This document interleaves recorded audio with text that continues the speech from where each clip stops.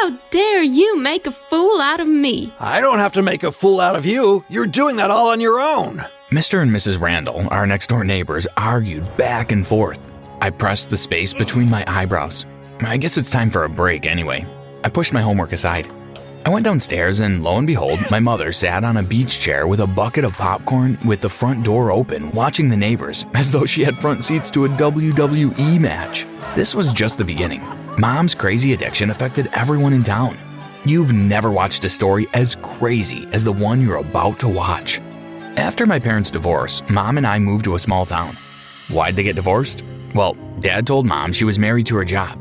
She wrote juicy gossip for tabloids, and she was the best at what she did.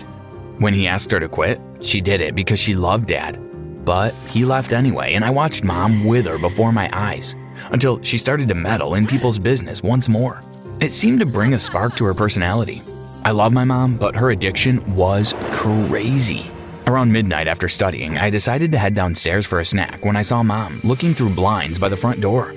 Ugh, don't tell me the Randalls are at it again. After what he did, I'd tear him up too. Mom, how do you know what he did? Because I sent Mrs. Randall an email from a fake account showing pictures of her husband having an affair with his secretary.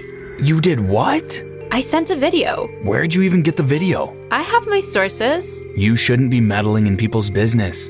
I got my snack from the kitchen and began to walk up the stairs when Mom spoke. Stop being so uptight. Mrs. Randall is my friend, so I think it's my duty to tell her about her cheating husband.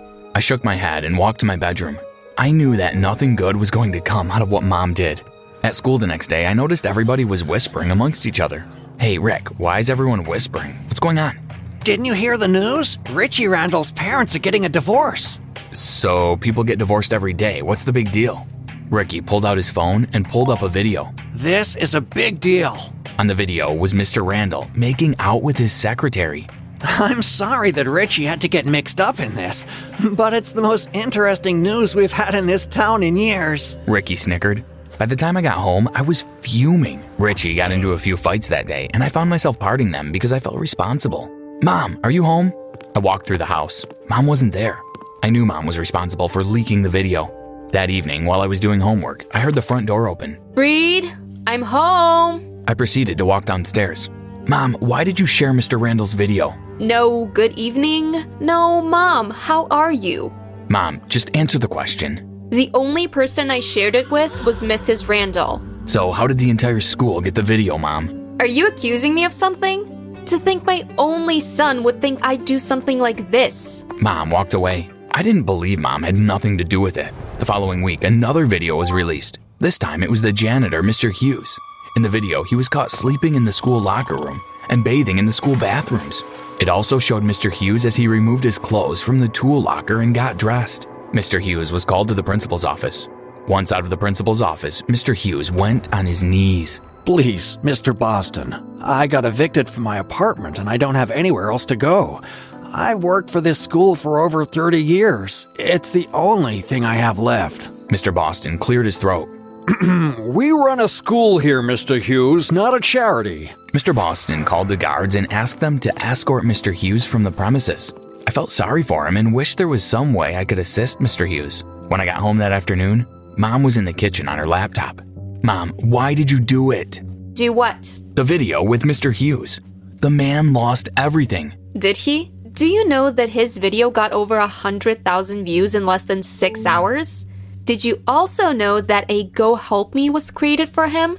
Sometimes it pays to meddle. Now, if you'll excuse me. Mom took her laptop and left the kitchen. Over the next few weeks, videos were uploaded every few days. I watched my loving neighborhood turn into one of hate and remorse, while Mom reveled in the chaos. Families turned against each other and friends became enemies. Mom was able to conceal her identity, but I wondered for how long. If they only knew who was behind their suffering, they'd run us out of town with pitchforks and torches. When Mom posted the last video of the last neighbor, I thought the town would have finally gotten some rest. But boy, was I wrong. She had one final video post. As I packed my books into my locker before the bell rang for the first period, Carla, my girlfriend, walked up to me and slapped me. Sierra, really? You were kissing Sierra behind the bleachers? She showed me the video and my jaw dropped. We're over, Reed. You and Sierra can go to prom together. Carlo walked away, and it was my turn to be ridiculed by my peers. As I walked home from school, I was deep in thought as I tried to figure out how I was going to get Mom to stop her addiction. A white van pulled up next to me.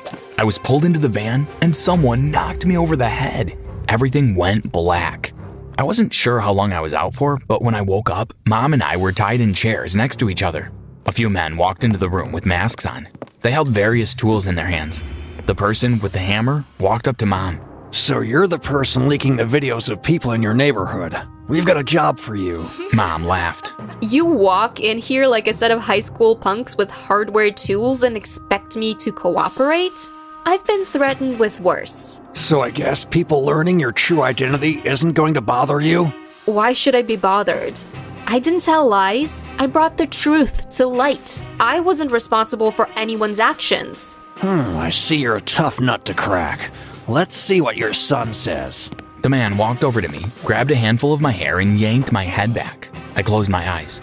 Maybe this was my punishment for not telling anyone Mom was behind the videos. Fine. What do I have to do? Mom said reluctantly. I knew you'd see it my way. The man let go of my hair, and I breathed a sigh of relief. They untied Mom and carried her to another room. She returned a few minutes later, and the man turned to her. If we don't get our delivery, we know where to find you. I was untied, and Mom and I had sacks thrown over our heads. We were dropped off in an alley a few blocks from home. When the van drove away, I turned to Mom. Are you happy now? Was risking our lives, my life, worth it? I couldn't believe that Mom's crazy addiction almost cost me my life. Everything in me wanted to pack up my things and leave. But how could I abandon my mother? 2 weeks passed and not a single video had been posted. It felt like a breath of fresh air. But there is a saying, there's always a calm before the storm. I met that storm when I returned from school and saw Mom sitting in the living room staring into space. Mom, what's wrong? I asked, my voice filled with concern.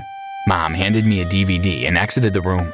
I took the DVD, pushed it into the player, and sat on the sofa. In the video, there was a woman with a baby. The woman looked sick. I know that I can't give my baby the life he deserves. I heard your wife lost her baby tonight, but she doesn't know yet. I'd like to give her my baby, but only if you promise to give him a good life. The camera switched to the person the woman spoke to. It was Dad. I promise. The woman gave her baby one last kiss before she handed him over.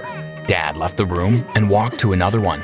Welcome to our newborn son. Dad said to Mom. He's beautiful. Mom said through tears. I looked closely at the date of the video and I froze. It was the same day I was born. Was that me in the video? I'm adopted? Did Dad leave because of Mom? Or was it because he couldn't stand to live with his lie any longer? I went to Mom's room to question her about the video, but she wasn't there. I looked outside and her car wasn't in the driveway. Dad! I grabbed my phone and dialed Dad's number, but he didn't answer. I grabbed my wallet and ran to the bus stop. As I approached the bus stop, the bus was pulling off. I yelled until it stopped and thanked the driver once I hopped in. As I sat down, I just hoped I wasn't too late. 15 minutes later, I pressed the bell and hopped off the bus. I ran all the way to Dad's house, and as suspected, Mom was already there. She held a bat in her hand as she circled Dad's car. The windshield was smashed in. So this whole time you knew and didn't even tell me. Mom waved the bat frantically in Dad's direction. I'm sorry. I didn't know how to tell you. I just wanted you to be happy. You wanted me to be happy with a dead woman's baby. Mom smashed Dad's back window. I was about to go over to Mom, but I noticed someone next to Dad. The person had on the same mask of the people who kidnapped Mom and I and held a hammer in his hand. Dad, what the hell is going on here? Why is he here? I stormed over to them. Dad pulled me back. The man laughed. Dad looked at me. Look, when I heard what was happening, I knew your mother had a hand in it. I wanted her to get a taste of her own medicine. I wanted to come clean for years, but I just couldn't do it. You couldn't do it until now, you mean? I stepped back and watched as Mom demolished Dad's car until the police arrived. As the officers carried Mom to the car, she yelled, I never want to see you again. Neither do I. Neither do I. I hope it was worth it.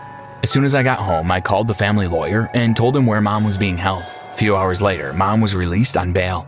The next morning, when I woke up, I saw a note on the fridge saying, from Mom. I'm sorry for what I did. I need to get a way to clear my head. The house is already paid off and is in your name.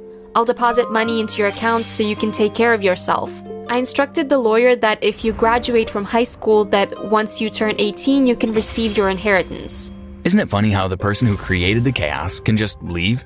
yet others have no choice but to stay and suffer in the mayhem they caused. Over the next few months, I lied to my teachers, friends, and neighbors that Mom got a new job in which she had to travel a lot. I had a feeling that some neighbors knew about the scenario that happened at Dad's, and they pitied me. It was 6 months before my 18th birthday, and all I could think about was graduating, getting my inheritance, and leaving town forever. As soon as I got my inheritance, that's exactly what I did. I sold the house, moved away, and started a new life. I haven't seen my parents since, and quite frankly, I think I'm doing better without them. Better without